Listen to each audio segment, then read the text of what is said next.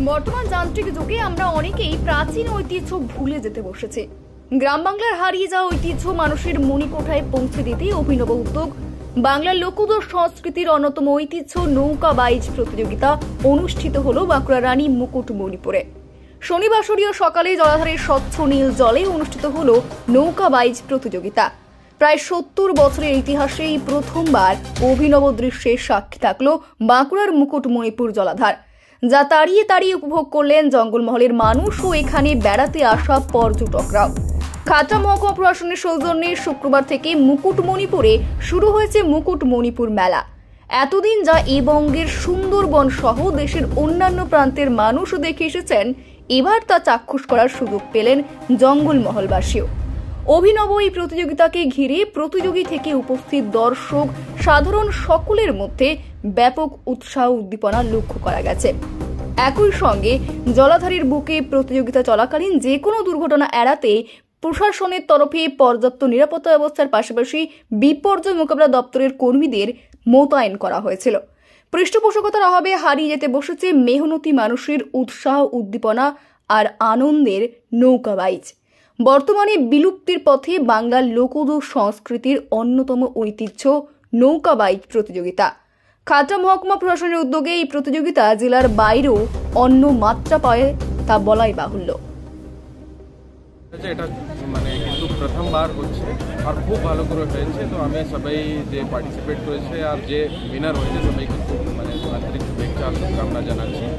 আর আরও মানে আমরা চেষ্টা করবো কি যে আগে মানে একটু পরে যখন আবার সেরকম কিছু কম্পিটিশন হবে তো আরও একটু বড় করে আমরা।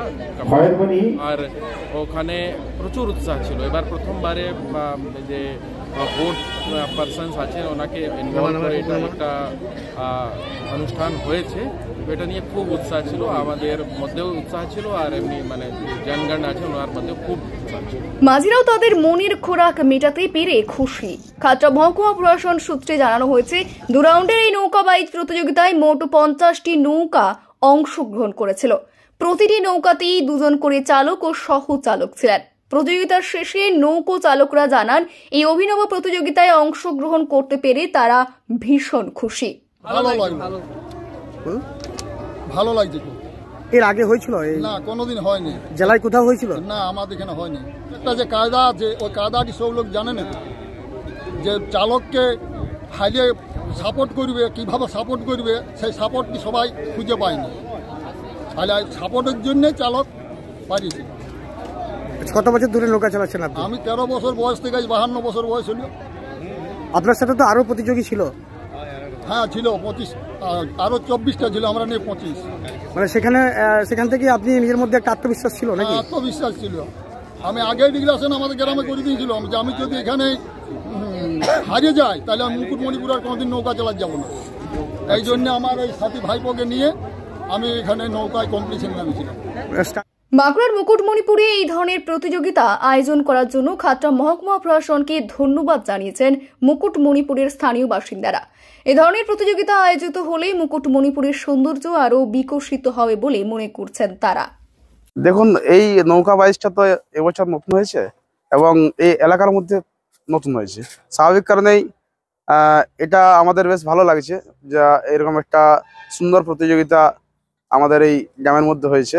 পরবর্তীকালে আরো আমাদের লোকাল যে ছেলেগুলো আছে তাদের আকর্ষণ বাড়বে এই বাইচ প্রতিযোগিতার প্রতি। স্বাভাবিক কারণে ভালো হয়েছে।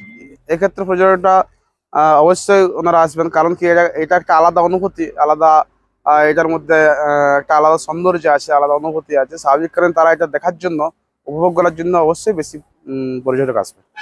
পরের বছর থেকে এই পর্যটন কেন্দ্রে হয়তো এই দিন পর্যটকদের সংখ্যা আরো দ্বিগুণ হয়ে যাবে। এরপরে এই যে প্রতিযোগিতা হওয়ার পর কি যে স্থানীয় যারা নৌকা চালক রয়েছে তারা কি উৎসাহিত হবে বিশেষভাবে? হ্যাঁ, অবশ্যই, কারণ এর আগে এই এলাকাতে এরকম কখনো প্রতিযোগিতা হয়নি। আমি দেখেছি, গতকালকেও দেখেছি যারা নৌকা চালক আছেন তারা নিজেরা প্র্যাকটিস করছিলেন এবং পরবর্তীকালে এলাকার আরো অনেকে যারা এমনি আছেন তারাও বিশেষভাবে আগ্রহী হবেন এই নৌকা চালানোর প্রতি। এটাতে তারা বেশ খুশি। সারা বছর এমনিতে তারা বোটিং করে, তার সঙ্গে যখনই প্রতিযোগিতা পাচ্ছে তখন অবশ্যই তাদের মধ্যে একটা আলাদা আবেগ অনুভূতি আসছে যে তারা এটাতে বেশি ইনভলভ হচ্ছে। সেটা অনেক অনেক ধন্যবাদ জানাবো। এটা প্রথম হচ্ছে এবছর, যেমন আবার পরের বছর আবার হয়। পিকনিকের মরশুমে এই ধরনের প্রতিযোগিতা সবাই দেখে আনন্দ একটা হয়, সেই অনুপাতে আপনাকে বলছি যেমন প্রতি বছরই যেমন এটা যেমন পর্যটকদের কি আলাদা আনন্দ দেবে এটা? হ্যাঁ, অবশ্যই আনন্দ পাবে পর্যটক। কি নাম আপনার? সনত মণ্ডল। বাড়ি? বাড়ি নারকোল।